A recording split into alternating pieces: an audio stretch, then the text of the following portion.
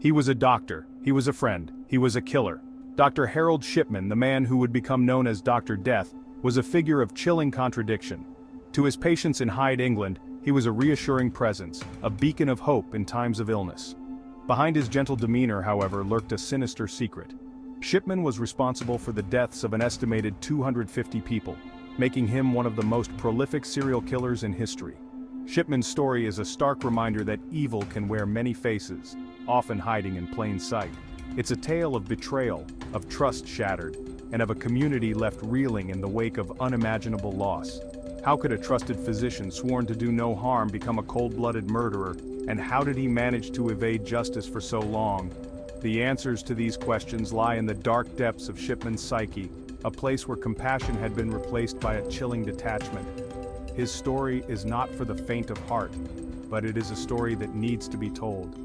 It's a story that forces us to confront the uncomfortable reality that monsters can lurk beneath the most unassuming exteriors. Join us now as we delve into the chilling tale of Dr. Harold Shipman, the doctor who became a monster. Harold Shipman's journey into darkness began in a seemingly ordinary way. Born in 1946 in Nottingham, England, he was a bright child who excelled in school. Medicine seemed a natural path for him, a chance to use his intellect to help others. Yet, even in his youth there were hints of a darker side. Shipman was known for his arrogance and his aloof demeanor. He seemed to crave control, a need that would later manifest in the most horrific way imaginable.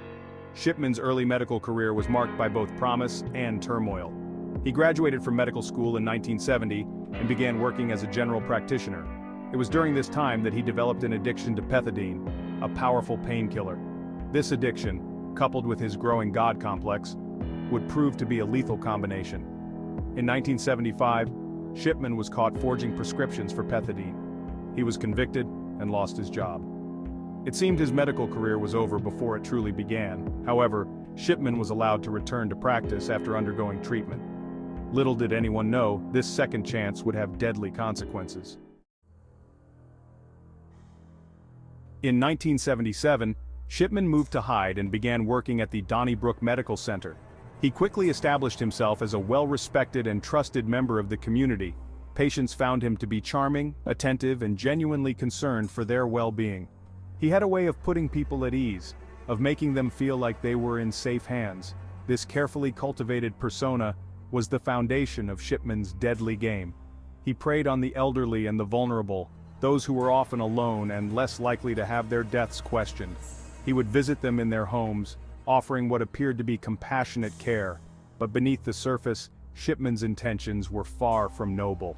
He had discovered a chillingly simple method of murder: lethal injections of diamorphine, a powerful opioid. By administering overdoses under the guise of medical treatment, he could end lives swiftly and silently. His victims, often already in poor health, would simply slip away, their deaths attributed to natural causes. Shipman was meticulous in his crimes. He kept detailed records of his patients, noting their vulnerabilities and their likelihood to be missed.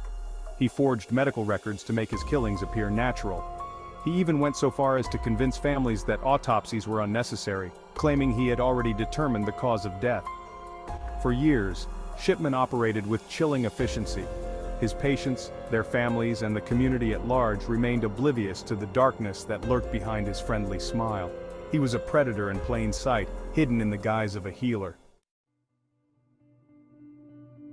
As the years passed and the body count mounted, whispers began to circulate in Hyde. Undertakers noticed an unusually high number of deaths among Shipman's patients. Some questioned the circumstances surrounding these deaths, the lack of autopsies, and the fact that many of the deceased were seemingly in relatively good health before their sudden demise. These concerns, though whispered in hushed tones, eventually reached the ears of local authorities. However, Shipman was a respected doctor, and the idea that he could be responsible for the deaths of his patients seemed unfathomable. The allegations against him were dismissed as unfounded rumors, fueled by speculation and a lack of evidence. Shipman, emboldened by his ability to evade suspicion, continued his killing spree. He seemed untouchable, a master manipulator who had convinced everyone, including himself, that he was above suspicion. The tide began to turn in 1998, with the death of Kathleen Grundy, a healthy and active 81-year-old widow. Mrs. Grundy was a well-known and respected figure in the community, and her sudden death shocked everyone who knew her. Her daughter, Angela Woodruff, a lawyer, was immediately suspicious. Mrs. Woodruff knew her mother had been in good health and was puzzled by her sudden demise. When she learned that Shipman had been the last person to see her mother alive, her suspicions grew. Section 7. The Will and the Way. Armed with this unsettling information, Mrs. Woodruff went to the police. The forged will, coupled with the suspicious circumstances surrounding her mother's death, was enough to launch a formal investigation into Dr. Shipman. The police exhumed Mrs. Grundy's body, and the subsequent autopsy revealed the presence of a lethal dose of diamorphine. The game was finally up. The evidence against Shipman was irrefutable. He was arrested on September 7, 1998 and charged with the murder of Kathleen Grundy and 15 other patients. The investigation that followed would uncover the true extent of his crimes, exposing him as one of the most prolific serial killers in history. Section 8. Unraveling the Truth. As the investigation into Shipman's crimes progressed, a horrifying picture began to emerge. Police discovered medical records meticulously altered to support his fabricated claims of natural deaths. They unearthed a pattern of behavior that spanned decades, a trail of death that had gone unnoticed for far too long. The investigation also revealed the chilling extent of Shipman's narcissism and his God complex. He seemed to believe he had the right to decide who lived and who died. He saw himself as being above the law, a master manipulator who could outwit anyone who dared to question his actions. The trial of Harold Shipman began in October 1999 and sent shockwaves throughout the United Kingdom. The courtroom was packed with the families of his victims, their faces etched with grief, anger, and disbelief. The evidence against Shipman was overwhelming, and on January 31, 2000, he was found guilty of 15 counts of murder and 1 count of forgery. He was sentenced to 15 consecutive life sentences without the possibility of parole. Section 9. Justice and its Aftermath. The trial and conviction of Harold Shipman sent shockwaves through the UK. People struggled to comprehend how a trusted doctor could have committed such heinous crimes. The case sparked a national debate about healthcare practices, patient safety, and the need for greater oversight in the medical profession. In the wake of Shipman's conviction, a public inquiry was launched to investigate how he was able to murder so many people undetected for so long. The inquiry, led by Dame Janet Smith, published its final report in 2005. The report was highly critical of the systems that had failed to prevent Shipman's crimes and made numerous recommendations for reform. Section 10. A Legacy of Pain, a Lesson for All. Harold Shipman took his own life in prison in 2004, leaving behind a legacy of pain, anger, and unanswered questions. His crimes had a devastating impact on the families of his victims, many of whom struggled to come to terms with the betrayal they had suffered at the hands of someone they had trusted.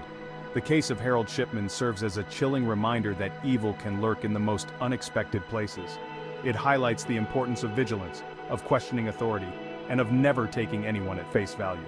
It also underscores the need for robust safeguards within the healthcare system to protect the vulnerable and to prevent such atrocities from happening again. The story of Dr. Death is a difficult one to tell, but it is a story that needs to be told. It is a story that forces us to confront the darkness that can reside within seemingly ordinary individuals and to remain vigilant in the face of evil. It is a story that will continue to haunt our collective consciousness for years to come.